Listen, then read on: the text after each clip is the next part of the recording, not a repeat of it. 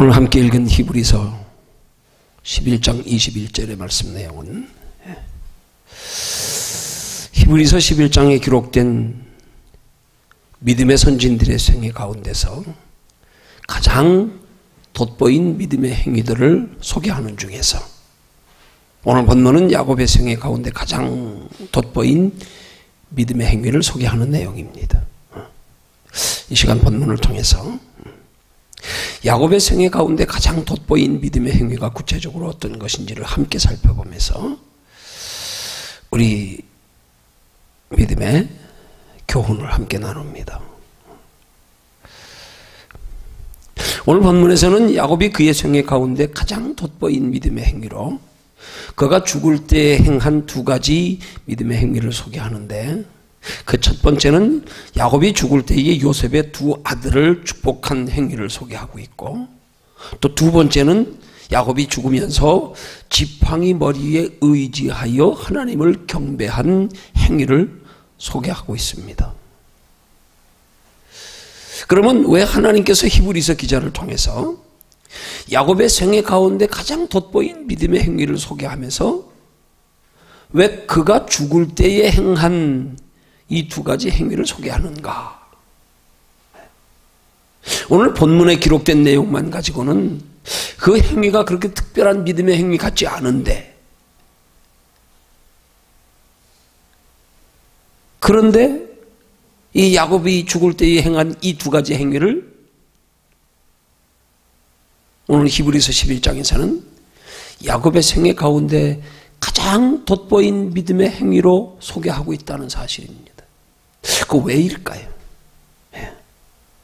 그 이유를 이제 본문과 본문의 배경이 되는 창세기 48장에 기록된 내용을 통해 살펴보면서 야곱의 믿음을 통하여서 야곱의 생애 가운데 가장 돋보인 두 가지 믿음의 행위를 통해서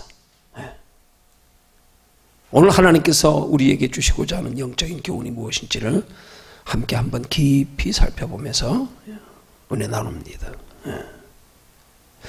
자, 오늘 본문이 시작되는 21절 상반절에 보니까 믿음으로 야곱은 죽을 때에 라고 기록하면서 이후에 기록된 야곱의 두 가지 행위가 바로 야곱이 죽을 때에 행한 믿음의 행위였음을 밝히고 있습니다. 야곱은 죽을 때에 믿음으로 죽을 때에 자, 그러면 야곱이 죽을 때에 행한 그의 생애 가운데 가장 돋보인 첫 번째 믿음의 행위가 무엇인가? 그것을 21절 상반절에서는 말하기를 각 아들에게 축복하였다고 기록합니다. 야곱이 죽으면서 각 아들에게 축복한 게 야곱의 생애 속에서 가장 돋보인 두 가지 믿음의 행위 중에 첫 번째 믿음의 행위라는 거예요. 여러분 이해가 잘 안 가잖아요. 부모가 죽으면서 임종 직전에 유언을 남기듯 자식들에게 복을 비는 건 당연한데 그걸 굳이 꼭 야곱의 생애 가운데 가장 돋보인 믿음의 행위로 소개하고 있는 이유가 뭘까? 근데 여기 보면은요, 야곱이 죽을 때에 누구를 축복했다고 말씀하고 있냐면 야곱의 12아들을 축복한 거를 말씀하고 있지 않고 그걸 기록하고 있지 않고 야곱의 말째 아들인 요셉의 두 아들을 축복한 것을 그의 생애 가운데 가장 돋보인 믿음의 행위로 소개하고 있다는 사실입니다. 그러니까 야곱이 지금 축복한 두 아들은 정확히 말하면 야곱에게는 두 손자예요. 왜? 그 아들 야곱의 아들들이니까. 두 손자를 축복한 걸 그의 생애 가운데 가장 돋보인 믿음의 행위로 소개하고 있다는 사실입니다. 당연히 야곱이 임종 직전에 그 12아들들에게도 복을 빌지 않았겠어요? 그런데 특별히 12아들들 중에서 말째 아들인 요셉의 두 아들 야곱에게는 두 손자, 이 두 손자에게 임종 직전에 복을 빌어준 것을 그의 생애 가운데 가장 돋보인 믿음의 행위로 소개하고 있단 말입니다.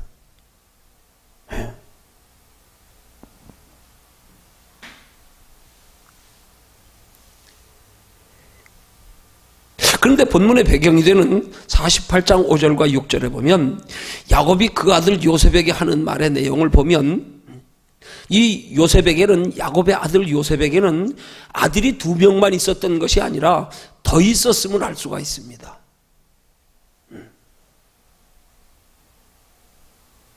그 야곱이 창세기 48장 5절과 6절에 보면 5절에 이렇게 기록합니다. 내가 애굽에서 와서 내게 이르기 전에 애굽에서 내게 낳은 2 아들 에브라임과 므낫세는 내 것이라.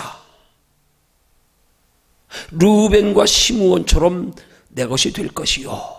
이렇게 말씀한 내용이 나옵니다. 이 말씀은 에브라임과 므낫세가 요셉의 아들이고 야곱에게 있어서는 손자지만 마치 야곱의 맏아들 르우벤과 둘째 아들 시므온처럼 그러니까 요셉의 2 아들, 야곱의 손자인 이 2 손자가 자기 아들이 될 거라는 말입니다.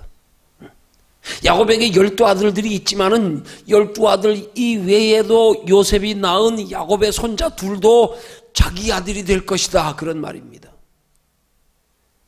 손자 둘을 자기 아들로 삼는 거예요, 지금. 손자 둘을.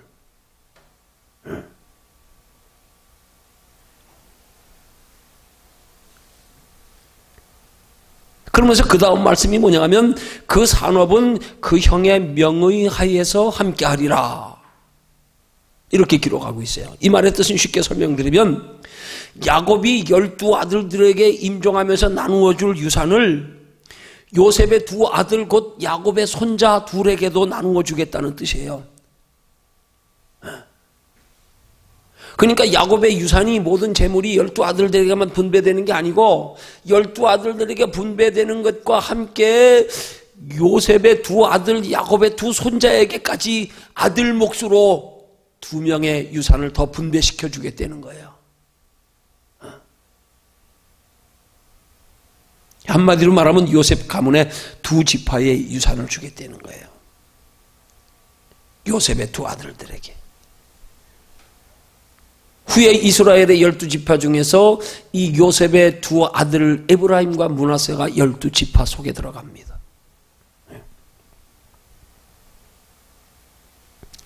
그리고 창세기 47장 9절에 보면 야곱이 130세에 애굽의 국무총리가 됐던 요셉에게로 이주하는 기록이 나오고요.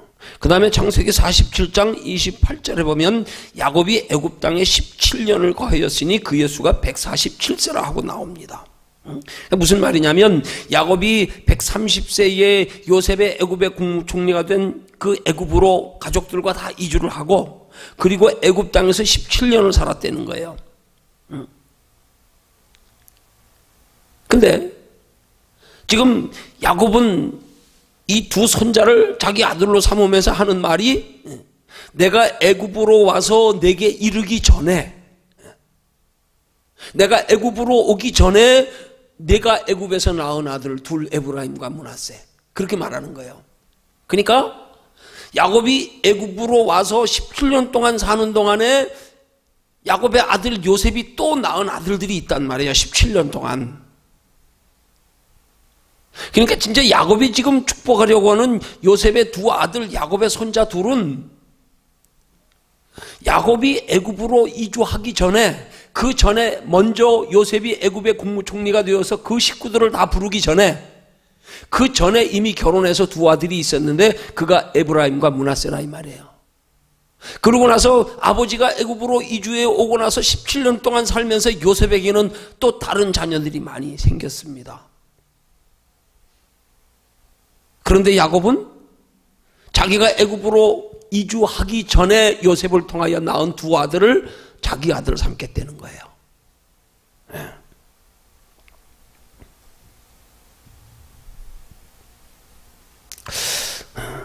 자, 또 한 가지 참고할 것은 창세기 49장 1절에서 28절에 보면 야곱이 자신의 2 아들들을 축복한 내용이 기록된 것이 나옵니다. 거기에는 요셉을 축복한 내용도 들어있습니다. 왜? 요셉도 야곱의 12아들들 중에 속해 있으니까. 자, 그렇다면 왜 하나님께서 히브리서 기자를 통해서 야곱의 믿음의 행위로 자기 12아들들을 축복한 내용을 소개하지 않고 왜 요셉의 두 아들 곧 야곱의 두 손자 에브라임과 므낫세를 축복한 내용을 소개할까? 그것도 야곱의 생애 가운데 가장 돋보인 믿음의 행위를 소개하면서 어떻게 두 손자를 축복한 내용을 기록하고 있을까? 12아들들에게도 축복을 빌었는데 그걸 살펴보면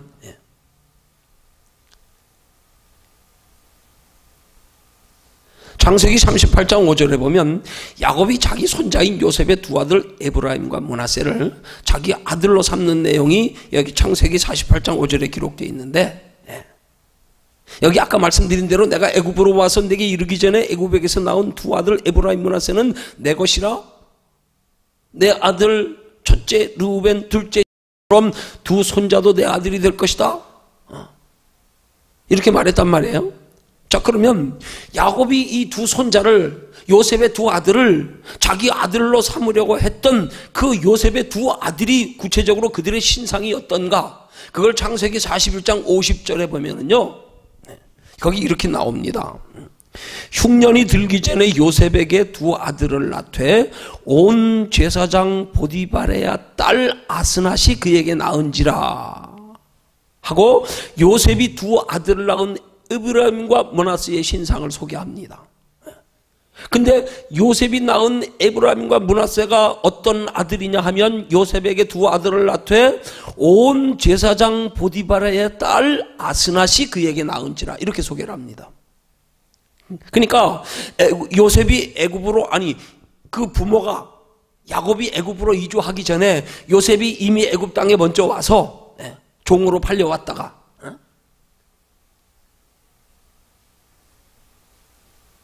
요셉이 낳은 두 아들은 온 제사장 보디베라의 딸을 통해서 나왔다는 거예요. 그 온 제사장 보디베라의 딸의 이름이 아스낫이라 이 말이야. 보디베라의 딸 아스낫이 그에게 낳은 자. 그러니까 아스낫이 누구예요? 애굽에서 결혼한 이방인 여자. 그가 아스낫이에요. 그 장인이 온 제사장 보디베라라고 하는 사람이에요. 그러면 여기 온이라는 말의 의미는 뭐냐면 그 지역 이름입니다. 성경 주석을 통해서 보면 카이로 동북쪽 약 1km 약 11km 떨어진 지역으로 태양신을 섬기는 우상 숭배의 중심지가 온이라고 하는 지역이랍니다. 그리고 온 제사장 보디베라는 바로 요셉의 장인 이름입니다. 그 장인의 딸 아스낫은 요셉의 부인이에요. 이방인 부인이고요. 그러면 여기 지금 보디베라 하는 이름의 뜻이 뭐냐면 태양신 라가 주신 자 그런 뜻이 돼요. 이름이. 그 요셉의 장인의 이름이 태양신 라가 주신 자 이게 장인의 이름의 뜻이에요. 그리고 실제로 보면 그가 태양신 라를 섬기는 제사장이었답니다. 그래서 온 지역의 제사장 보디베라 야곱의 장인을 그렇게 소개하는 거예요. 그 이방인 제사장의 딸을 아내로 맞아서 두 아들을 낳는데 그가 에브라임과 므낫세 되는 거예요.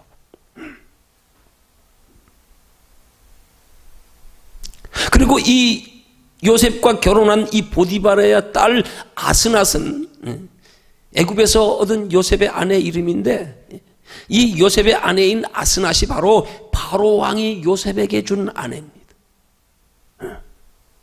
그러면 아스낫이라는 이름의 뜻은 뭐냐 하면 애굽의 여신 나트에게 속한 자 그런 뜻인 거예요.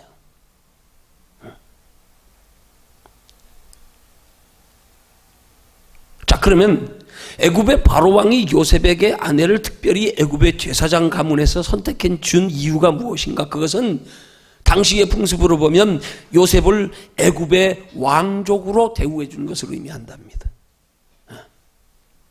당시의 애굽의 왕들은 대개 왕비를 제사장 가문에서 취했답니다. 그러니까 그것은 곧 요셉을 향한 바로 왕의 아주 극진한 대우였습니다. 왕의 버금가는 대우를 해준 거예요. 왜요? 요셉이 애굽에서 국무총리가 됐기 때문에. 그래서 애굽의 왕들은 이 그들이 섬기는 우상신에 그들이 섬기는 신의 제사장들의 딸을 주로 왕비로 맞이했는데 요셉을 왕처럼 대우해줘 가지고 이방인 제사장의 딸을 아내로 애굽 왕이 그렇게 맺어주었다 이 말입니다. 예. 자, 그렇지만 우리가 성경적으로 볼 때 하나님의 거룩한 백성으로 택함 받은 야곱의 가문의 입장에서 볼 때 요셉의 두 아들은 이방의 우상신을 섬기는 제사장의 딸을 통해서 낳은, 성경적으로 말하면 부정한 아들들입니다. 왜냐하면 하나님은 택한 이스라엘 백성들에게 이방인과 결혼하지 못하도록 율법에 금했거든요. 근데 요셉이 애굽의 종으로 팔려가는 바람에 거기서 왕의 신임을 얻고 애굽의 국무총리가 되어서 이방인 제사장의 딸을 아내로 맞이하게 된 거예요. 왕이 특별히 대우를 해줘서 왕들이나 왕의 가문에서나 제사장의 딸들과 결혼하는데 왕의 버금가는 대우를 해줘서 그게 본의 아니게 이방인을 아내로 맞이하게 됐단 말입니다. 그래서 이방인의 아들을 통하여 낳은 두 아들이 야곱이 지금 자기 아들로 삼으려고 하는 손자 둘, 에브라임과 므낫세라 이 말이에요.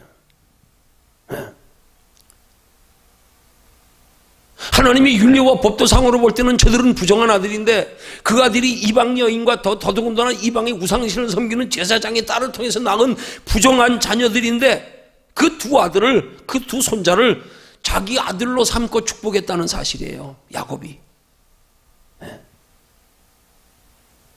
그 왜 그랬을까요? 그 이유는 뒤에 가서 설명하고요. 먼저 그런 사실을 우리 전제로 참고로 알고 나서요. 그 다음에 이제 그 다음으로 창세기 48장 8절에서 20절까지의 기록된 내용을 통해서 야곱이 자기 아들로 삼은 이 에브라임과 므낫세를 축복하는 내용을 또한 상세히 살펴봅니다. 자, 창세기 47장 10절에 보면 야곱이 자기 아들로 삼은 에브라임과 므낫세를 축복할 때의 상황이 기록되어 있는데 이렇게 기록했습니다. 이스라엘이 눈이 나이로 인하여 어두워서 보지 못하더라. 이렇게 여기 이스라엘은요, 야곱이 야복강가에서 하나님과 밤새도록 씨름하다가 얻은 새로운 이름 아니에요? 이스라엘. 이제 다시는 야곱이라 하지 아니하고 이스라엘이라 하리라. 그 여기 이스라엘이 눈이 나이로 인하여 어두워서 보지 못하더라 하는 말은 누구를 말하는 거예요? 야곱을 말하는 거예요. 야곱이 임종 직전에. 근데 여기 보면 어두워서 보지 못하더라 그랬어요. 어두워서 잘 보지 못하더라가 아니고 아주 보지 못했다는 거예요, 임종 직전에. 그래서 그 다음에 13절에 보면은 이제 임종 직전에 어두워서 보지 못하는 상태에서 이 요셉의 두 아들 야곱의 두 손자를 이제 유언적으로 축복하는 내용이 나옵니다. 근데 축복을 어떻게 하냐면 13절에 이렇게 기록합니다. 우수로는 에브라임을 이스라엘의 좌수를 향하게 하고 좌수로는 므낫세를 이스라엘의 우수를 향하게 하고 이끌어 그에게 가까이 나아가매. 이렇게 기록하고 있습니다. 지금 이 말은 뭐냐면 요셉이 지금 임종 직전에 아버지가 눈이 어두워서 보지 못하는 그 아버지 앞에다가, 야곱 앞에다가 요셉의 두 아들을 앉히는데 어떻게 앉혔다는 얘기냐 하면 요셉의 아버지 야곱 임종 직전에 두 손자를 축복하려고 하는 야곱 앞에 맏아들을 야곱의 오른손 쪽에 앉히고 그 다음 둘째 아들을 야곱의 왼손 쪽에 앉혔다는 거예요. 그래서 당시에 부모가 자녀들을 축복할 때 오른손의 축복은 장자의 축복이거든요. 그러니까 요셉이 자기 아들을, 아버지가 두 손자를 아들로 삼으려고 할 때에 복을 빌어줄 때 요셉의 두 아들 중에 장자를 축복을 아버지로부터 받게 하려고 그렇게 앉혔단 말이에요.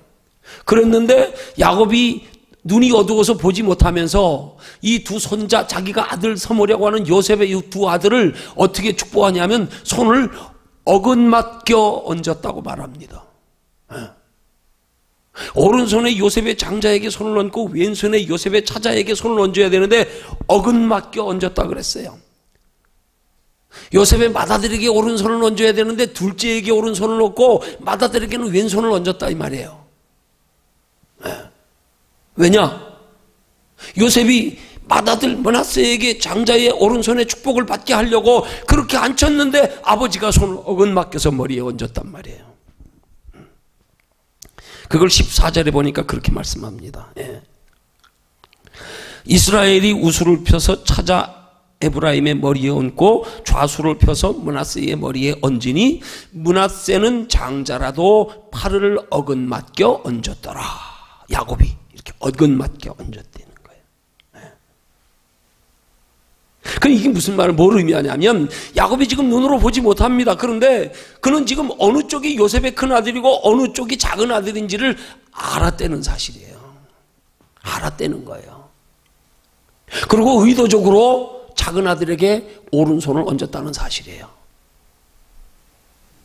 요셉은 아버지가 자기 두 아들을 자기 아들로 삼으며 복을 빌 때에 장자에게 축복을 빌어주기를 바랬는데 그게 가문의 전통이고요. 근데 보지도 못하면서 손을 어긋맞겨가지고 둘째 아들에게 오른손을 얹었단 말이에요. 그래서 17절과 18절에 보니까 요셉이 그 모습을 보고 기뻐하지 아니해서 아버지 야곱에게 말합니다. 이렇게 말합니다. 아버지, 이쪽이 장자입니다. 그러니까 장자에게 오른손을 얹으세요. 이렇게 얹으니까 아버지, 오른쪽이 장자예요. 둘째에게 오른손을 얹지 마시고 오른쪽에 장자에게 손 얹으세요. 이렇게 설명을 해줍니다. 그랬더니 19절에 야곱이 대답하기를 이렇게 말하는 거예요. 나도 안다, 내 아들아, 나도 안다. 거듭 안다고 말합니다. 지금 눈은 보지 못하고 있어요. 그 지금 알고 지금 손을 어긋맞겨 지금 얹은 거예요. 요셉의 첫째 아들에게 장자에게 축복을 빌어주려고가 아니라 차자에게 복을 빌어주려고 손을 어긋맞겨 얹었단 말입니다. 눈으로 보지도 못하면서도 안다, 나도 안다. 지금 그렇게 말하고 있는 거예요. 그럼 야곱이 뭘 안다는 말일까요? 지금 어느 쪽이 요셉의 맏아들이고 어느 쪽이 둘째 아들인지 안다 이 말이에요. 보지 못하고도 안다 이 말이에요. 근데 여기 안다는 히브리 원어에 야다 여러 가지 뜻이 있는데요. 거기에는 이해한다, 깨닫다, 분별하다, 나타나다, 보이다 이런 여러 가지 뜻이 있거든요. 근데 이런 히브리 원어상의 영적인 깊은 의미로 보면은 야곱이 지금 요셉의 두 아들을 자기 아들로 삼으려고 축복하면서 손을 얹은 것에 대해서 자기가 손을 어긋맞게 얹은 것에 대해서 어느 쪽이 장자고 어느 쪽이 차자인지 자기는 다 알고 있다는 사실을 말하는 거예요. 눈으로 보지 못하지만. 근데 원어상의 깊은 의미로 보면 그 야곱이 두 아들과 어느 쪽이 장자고 차자인 것을 아는 것이 인간의 지혜와 지식으로 아는 것을 의미하는 것이 아니라 영적인 지혜로 아는 것을 의미하는 단어예요. 이 단어가. 그러니까 야다 하는 히브리 원어의 단어는 신적인 지식을 가리킬 때 사용하는 단어란 말입니다. 그 야곱이 안 되는 건 뭐예요? 하나님이 그렇게 분별하고 느끼게 해줘서 안 되는 거예요. 보이진 않지만 그걸 안다 그러는 거예요. 나도 안다. 하나님이 지금 내게 알려줬다. 그런 말입니다. 그 어떻게 알았다는 얘기예요? 하나님이 성령의 감독으로, 영적인 지혜로, 영적인 분별로. 안 보이는데.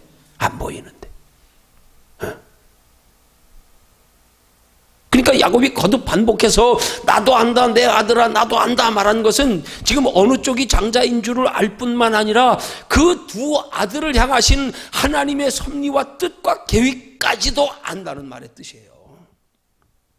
뭘로요? 영적인 분별로. 하나님이 요셉의 두 아들 중에 장자에게 복을 빌어줘서 그 축복권이 가게 하는 게 하나님은 차자에게 복을 빌어 축복이 가게 하기를 원하신다는 뜻을 야곱이 알았다는 얘기예요.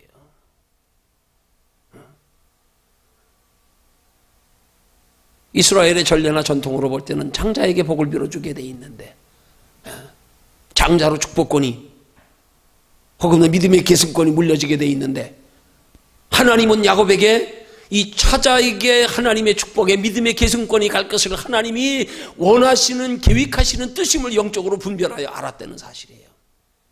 그리고 두 아들을 앉은 것도 오른쪽이 맏아들이고 왼쪽이 둘째 아들인 걸 알았다는 얘기예요. 그래서 하나님의 뜻을 따라서 둘째 아들에게 손을 어긋맞겨 오른손을 얹었다는 거예요.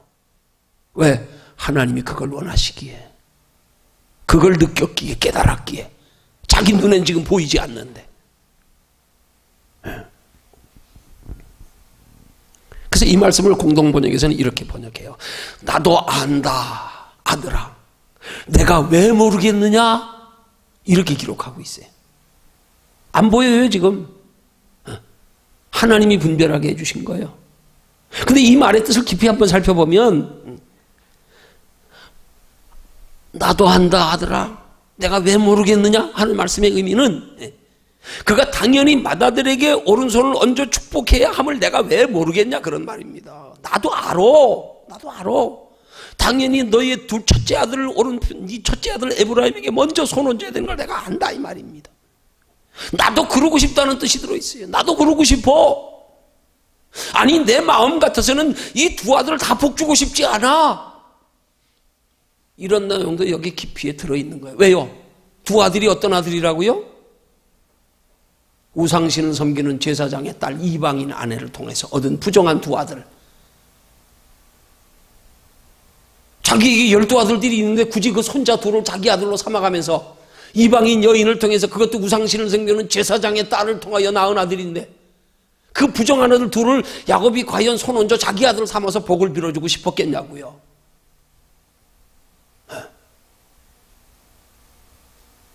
그런데 야곱이 그를 향하시는 하나님의 뜻을 분별하여 깨달았기 때문에 할 수 없이 자기는 원치 않지만 두 손자를 아들 삼고 두 손자들 중에서도 둘째 아들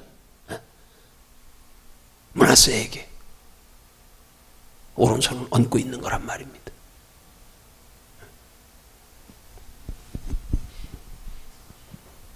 아니 므낫세가 아니라 에브라임이 둘째예요. 에브라임이.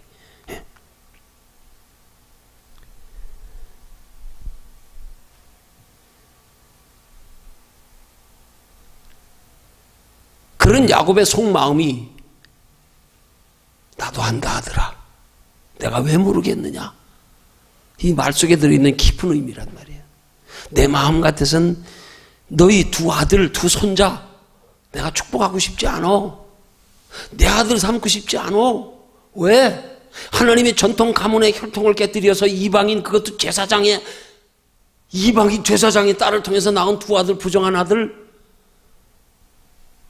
나는 내 아들 삼고 싶지 않아. 나는 복 빌어주고 싶지 않아. 얼마든지 자신의 12아들들의 자녀들도 손주들도 많이 있었을 거 아닙니까?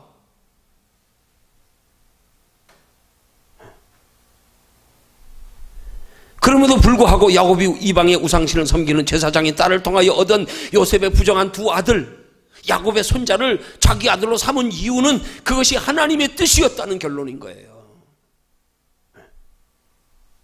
그런 하나님의 뜻을 야곱이 알았다는 결론이에요. 눈에 보이지 않지만 그런 하나님의 뜻에 자신은 원치 않지만 하나님 앞에 순종하기 위해서 그렇게 손을 얹었다는 얘기예요. 나는 원치 않지만 그것이 하나님의 뜻이기에.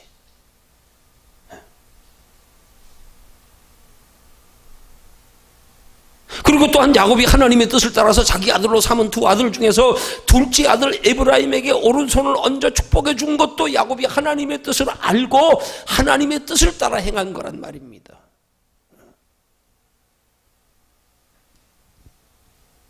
이런 야곱의 행위가 오늘 본문 속에서 야곱의 생애 중에서 가장 돋보인 첫 번째 믿음의 행위라는 사실 앞에서 오늘 우리가 깊이 깨달아야 될 게 있단 말입니다. 이런 배경에서 아들 야곱의 손자 두 아들, 아들 야곱의 두 아들, 야곱의 손자 요셉의 두 아들, 이방인을 통하여 낳은 부정한 아들, 그럼에도 불구하고 자기는 복을 빌어주고 싶지 않지만, 자기 아들을 삼고 싶지 않지만, 두 지파의 몫의 유산을 나누어주고 싶지 않지만 그것이 하나님의 뜻임을 알았기 때문에 거절하지 않고 임종 직전에 하나님의 뜻을 따라 원치 않는 두 손자를 아들 삼으면서 그것도 둘째에게 손을 얹어서 장자의 축복을 빌어줬다는 사실, 그것이 야곱이 임종 직전에 그의 생애 속에서 가장 돋보인 첫 번째 믿음의 행위였다는 사실을. 그럼 하나님께서 야곱의 생애 속에 돋보인 믿음의 행위로 소개하는 핵심이 뭐예요? 그가 원치 아니해도 그것이 하나님의 뜻이기에, 그 하나님의 뜻임을 알았기에 자기의 뜻을 내려놓고 부정한 이방인 제사장의 딸을 통하여 부정한 두 손자를 자기 아들로 삼으면서 복을 빌어줬다는 사실, 이걸 하나님이 야곱의 생애 중에 가장 돋보인 첫 번째 믿음의 행위로 소개하고 있다는 거예요. 하나님 앞에 자기 뜻을 버린 거, 하나님 앞에 자기 뜻을 내려놓은 거.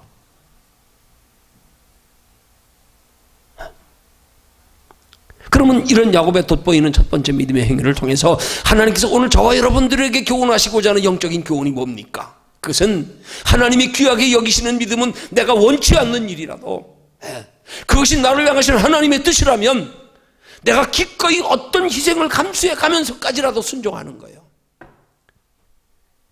이걸 하나님이 그렇게 귀하게 보신단 말입니다. 마치 아들 이삭을 죽여 제물로 바치기까지 순종했던 아브라함처럼요. 우리 하나님의 명령이라고 100세에 얻은 아들, 독생자 외아들 잡아 죽이는 거 이게 보통 괴로운 일입니까? 차라리 내가 죽으면 죽었지? 그럼에도 불구하고 그것이 하나님의 뜻이 뭐랄기에 아들을 향하여 칼을 들었던 아브라함처럼 내 자식들이 12이나 되는데 그들에게 얼마든지 장자의 축복권을 물려줘야 되는데 말제인 요셉을 통하여 그것도 이방인 제사장의 딸을 통하여 나온 부정한 두 아들을 자기 아들로 삼아서 두 지파의 유산의 몫을 물려줘 가면서 왜요? 그것이 하나님의 뜻임을 알았기에.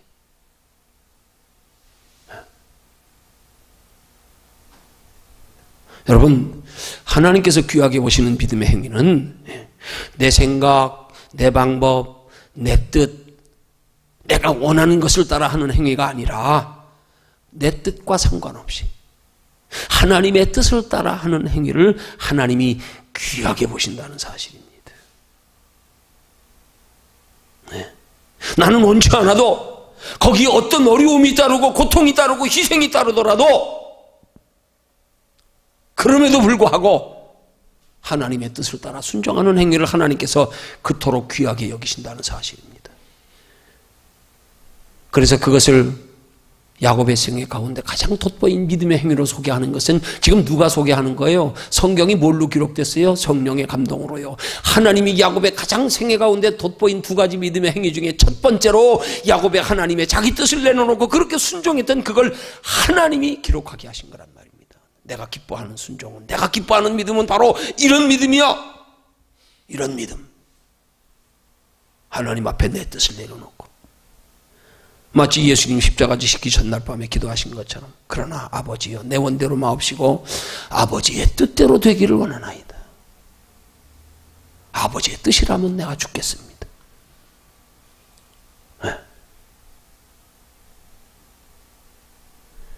여기가 하나님 앞에 영육간의 축복이 있고 상이 있는 거란 말입니다.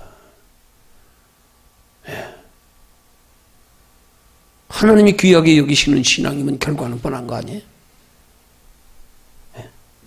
하나님 앞에 내 뜻을 내려놓는 거, 내 원하는 거 내려놓는 거, 내게 어떤 희생과 손해가 따라도 주여 죽으라면 죽겠습니다.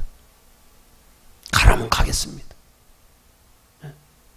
호세아 선지자처럼 하나님, 아니 선지자가 이스라엘 백성들 앞에서 믿음의 본을 보여야 되는데 창녀하고 결혼하라 그러면 하나님 나 선지자 하라는 거예요? 말라는 거예요? 그래가지고 어떻게 내가 하나님 앞에 기름 부어 세운 선지자로서 저들에게 하나님의 말씀을 전하면 저들이 받아들이겠습니까? 그건 아니잖아요. 근데 하나님이 결혼하라니까 아멘.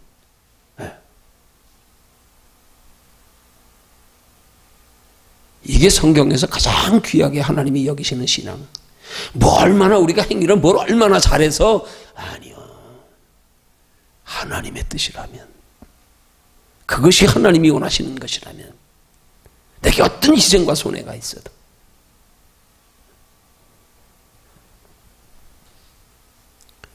그 다음 두 번째로 야곱이 죽을 때 행한 그의 생애 가운데 가장 돋보인 두 번째 행위 소개하는 게 뭡니까? 21절 하반절에 소개합니다. 오늘 본문 21절 하반절에 그 지팡이 머리에 의지하여 경배하였으며, 이걸 야곱의 생애 가운데 가장 돋보인 두 번째 믿음의 행위를 소개합니다. 이것도 임종 직전에 그 아들 요셉의 두 아들, 두 손자, 자기 아들 삼아서 축복한 것하고 하나님의 뜻을 따라 손을 어긋 맡겨서 둘째 아들에게 축복권을, 영적인 계승권을 물려준 거하고, 두 번째는 임종 직전에 지팡이 머리에 의지해서 하나님을 경배한 것을 그의 생애 중에 두 번째 가장 돋보인 믿음의 행위로 소개하는 겁니다.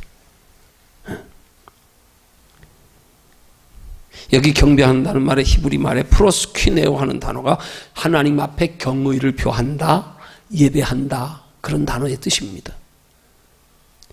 그 야곱이 임종 직전에 지팡이 머리에 의지해가지고 하나님께 경의를 표하며 예배하고 죽었다 이 말입니다.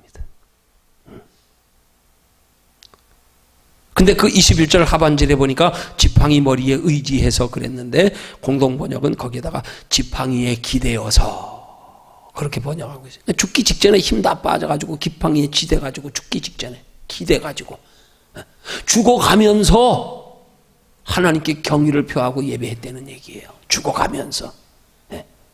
언제요? 야곱의 12아들들과 요셉의 2아들을 축복하고 유언을 마친 후에, 그걸 48장 2절에서 이렇게 설명합니다. 힘을 내어 침상에 앉아서. 그렇게 힘을 내어 침상에 앉은 것을 히브리서 기자는 본문 21절에서 죽을 때에 라고 표현하는 거예요. 마지막으로 침상에 힘을 내어 앉아서 하나님 앞에 경배하기 위해서 힘이 없으니까 지팡이에 기대가지고 하나님을 경배하며 예배하며 죽어갔다 이 말입니다. 그 여기 죽을 때 하는 단어의 헬라어의 아포도데스콘 하는 단어가 바로 현재 분서 죽어가면서 그런 뜻이에요. 죽어가면서. 죽어가는 상태에서 마지막으로 하나님 앞에 죽어가면서 경배하며 예배하며 죽었다는 거예요. 지팡이 맨끝 손잡이에 몸을 기대어서 하나님께 경의를 표했다는 거예요. 그 후에 창세기 49장 33절에 보면 야곱이 그 아들들에게 명하기를 마치고 그 발을 침상에 거두고 기운이 지나여 그 열조에게로 돌아갔더라. 유언이 끝나고 하나님께 경배하며 예배하며 그냥 그대로 숨을 거뒀다 이 말입니다. 그러니까 본문에 야곱이 지팡이 머리에 의지해서 하나님께 경배했다는 표현은 야곱의 죽음의 문턱에서 생애 가장 끝에서 마지막 순간까지 하나님께 감사하며 예배하며 숨을 거두는 믿음의 절정의 모습을 지금 설명하고 있는 거예요. 이런 야곱의 믿음의 모습이 야곱의 생애 중에 가장 돋보인 두 번째 믿음의 행위라는 거예요. 그게 뭐예요? 결론은 하나님이 가장 귀하게 여기는 믿음을, 그럼 어떤 믿음을 소개하고자 하는 거예요? 죽기까지 하나님을 향하여 변함없는 믿음.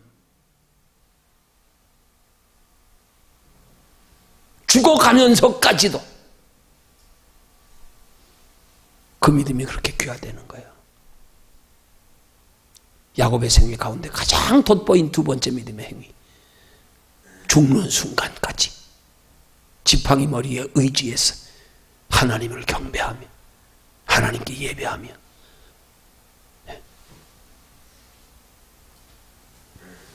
그러면 이런 야곱의 모습을 통해서 오늘 하나님께서 저와 여러분들에게 주시고자 하시는 영적인 교훈이 뭐겠습니까? 저와 여러분들도 우리 생애의 끝날이 언제가 될지 모르지만 하나님 앞에 서기 전에 너희도 이런 믿음의 사람이 되기를 원하노라.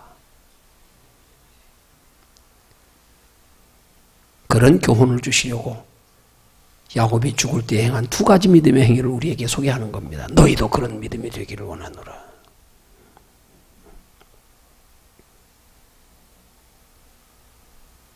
자, 그럼 어떻게 하면 저와 여러분들도 야곱과 같이 우리 일생의 마지막 순간까지, 마지막 순간 앞에서 야곱과 같이 아름다운 믿음의 모습으로 우리 일생을 마감할 수 있을까요? 그게 우리 힘으로 될까요? 그게 하루 이틀 믿음으로 됩니까? 한순간 한때 믿음 가지고 됩니까? 아닙니다.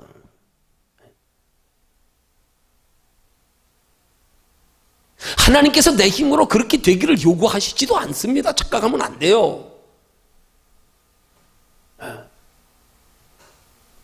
오늘 현대인의 그리스도인들 중에 하나님 앞에 제일 큰 심각한 착각 중에 하나가 하나님을 섬기는데 모든 것을 다 내 의지로 하려고 하는 거. 이게 하나님 앞에서 제일 착각인 거예요. 내가 뭘 하려고 하는 거예요. 하나님은 모든 일을 다 하나님이 공급하시는 힘으로 하려는 거예요. 하나님 안에서. 하나님이 공급하시는 힘으로 사도 바울의 신앙 고백처럼 내게 능력 주시는 자 안에서 내가 모든 것을 할 수 있느니라. 근데 우린 자꾸 내 의지를 뭐든지 내가 하려고 하고, 내가 하려고 하다가 안 되면 참소하고 마귀에게 참소당하고 부끄럽고 미안하고 아니란 말입니다. 하나님 앞에 서는 그날까지 이 믿음 되기를 원하노라. 어떻게 해요? 우리 보러 그렇게 될 걸 요구하시는 게 아니에요. 이것 착각하니까 신앙생활이 힘들어지는 거예요. 마귀한테 까불림 당하는 거예요.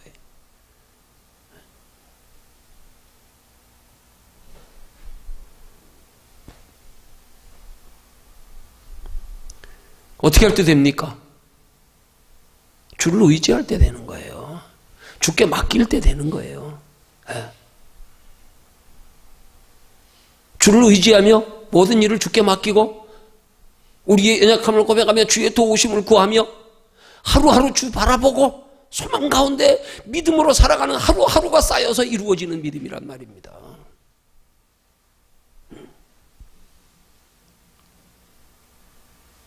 어린아이 같은 믿음 가지래요. 어린아이가 자기 힘으로 뭘 할 수 있습니까? 그럼 뭘 말씀하는 거예요? 어린아이 같은 믿음과. 너 하나님을 네 힘으로 섬기려고 그러지 마. 네 의지로 섬기려고 그러지 마. 네 지식으로 네 성품으로 섬기려고 그러지 마. 하나님 원치 않아. 전능하신 하나님이 뭐가 부족해서 개미만도 못한 인간에게 그 의지로 하나님이 영광 받기를 원하시겠냐 이 말이에요. 개가 아무리 주인 꼬리치며 따른다고 그 주인이 개를 통해서 영광 받겠어요? 더더군다나 전능하신 우리를 창조하시는 하나님이 우리 의지로 하나님을 우리가 얼마나 잘 섬기고 얼마나 잘해서 그것 가지고 하나님이 영광 받으시려고요. 아이고 속된 말로 알라궁둥이에 내가 밥풀을 띠먹고 말지. 하나님 그런 거 원하시는 거 아니라니까요. 전적으로 주를 의지해라. 전적으로 해바라기 해 따라가듯 주만 바라보고 주님 의지하고 항상 주님 앞에 나는 연약합니다. 부족합니다. 하나님 나 좀 도와주세요. 하나님 도와주지 않으면 나 아무것도 할 수 없어요. 내가 뭘 이루도 이거 내가 이룬 것 아니에요. 오직 하나님. 그래야 야곱처럼 죽을 때까지 믿음 잃지 않고 죽고 가면서도 하나님께 경배하며 예배하며 마감할 수 있단 말입니다. 그 야곱의 생애 속에 그의 돋보였던 믿음이 뭐예요? 그걸 소개하고 있지는 않지만 그러기 위해서 이런 믿음이 되기 위해서 돋보였던 믿음의 행위요. 외삼촌 라반의 집에 피신하여 도망가서 20년 만에 거부가 되어 많은 양떼를 몰고 고향으로 돌아올 때 형 예서가 20년 동안이나 원한을 풀지 못하여 군사 400명을 데리고 마주하여 죽이러 올 때에 야복강에서 밤새도록 씨름한 거예요. 밤새도록 나 살려달라고요. 나 지켜달라고요. 하나님이 지켜줄 수 없다고 한접법 부러뜨렸는 데까지도 하나님 붙들고 나 안 놓습니다. 죽어도 안 놓습니다.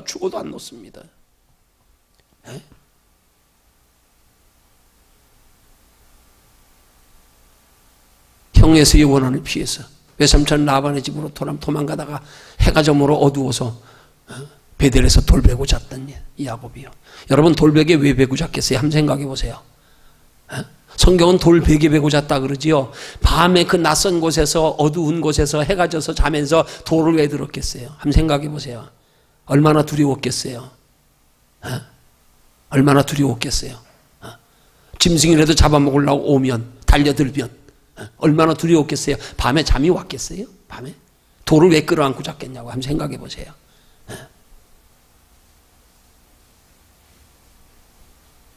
그가 그 밤에 베델에서 하나님께서 환상으로 하늘의 사닥다리가 오르락 내리락 하는 걸 보여줬을 때 야곱이 편안하게 기도도 하지 않고 하나님 앞에 간절히 찾지도 않는데 보여줬을까요?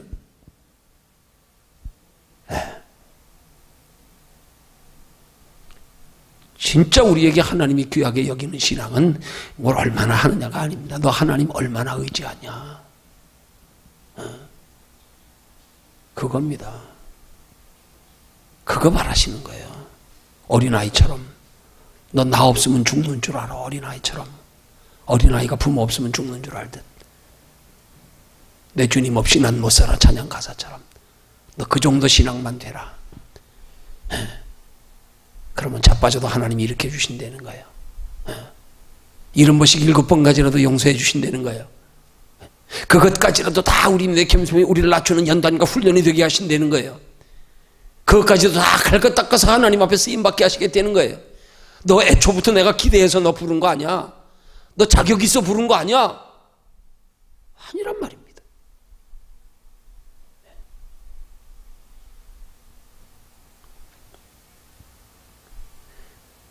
본문에 나타난 야곱의 이 마지막 죽을 때의 믿음의 모습은 그가 일생 동안의 믿음의 모습을 보여주는 거예요. 한마디로. 그가 일생을 어떻게 살아왔는지 보여주는 거란 말입니다.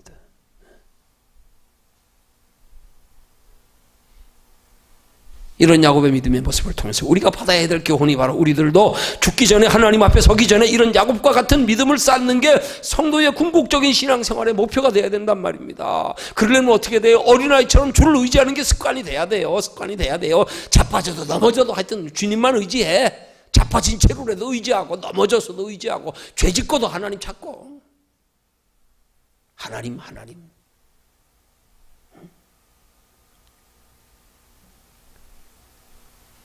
이 믿음 쌓기 위해서 하루하루 주를 의지하며 주께 맡기며 주와 통행하는 신앙생활 되면 우리도 야곱처럼 영육간의 이 땅에서 복받을 수 있단 말입니다.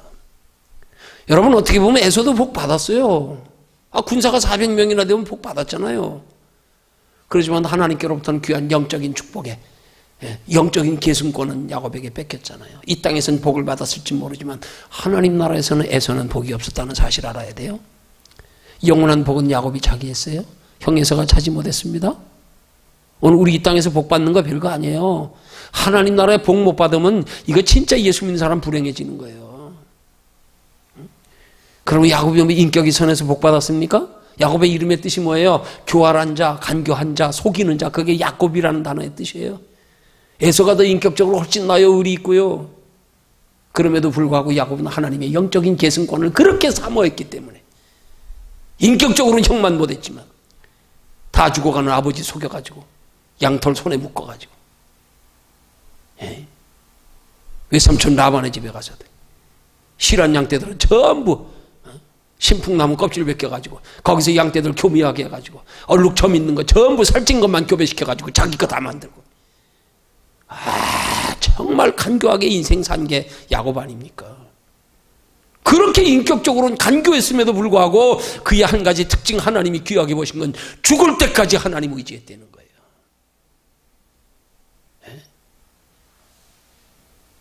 우리 행위 가지고 자랑 맙시다.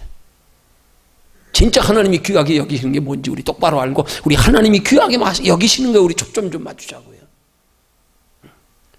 그렇다고 아무렇게나 해도 된다는 얘기가 아니에요. 그러면 우리 인생 고달퍼져요. 하나님 사랑해서 때리는 게 있으니까. 그걸 통해서 우리 사람 만들지만 우리가 하나님 말씀 잘 듣고 따라가면 그렇게 매 들맞고 갈 수 있어요.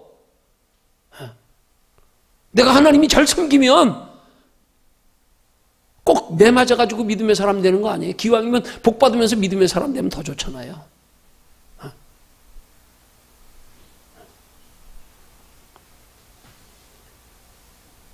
우리의 신앙이 이런 야곱과 같은 신앙이 되기 위해서 한 가지 요구하신 것.